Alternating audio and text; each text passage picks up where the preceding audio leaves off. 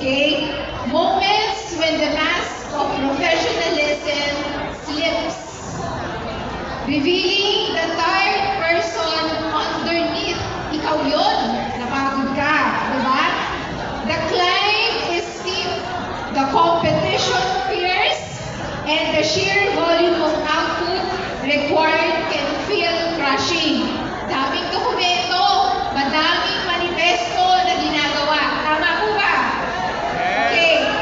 But then, we remember the fire, the big, beautiful purpose that fuels every late night and early morning.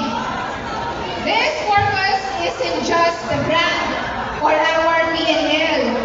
It's about the impact and the striving to make the legacy we are building or the people we are supporting and inspiring. That's actually your family. Okay? It is the audacious goal that requires this specific challenging corporate life. Sino hindi na-challenge sa corporate life we do have at this moment? Taas kamay ng relax ang buhay. Congratulations if you feel that, okay? It is the promise we made to ourselves and to those who rely on us. That's your family. It is the vision of what success, defined on our own terms, truly looks like. This purpose, basically, is the anchor that holds us steady when the corporate seas are rough. It's the silent motivator that demands us put one foot in front of the other. Even when our energy reserves are critically low. Tama po ba, Sir Randy? How about you, Sir Reggie? Okay, good.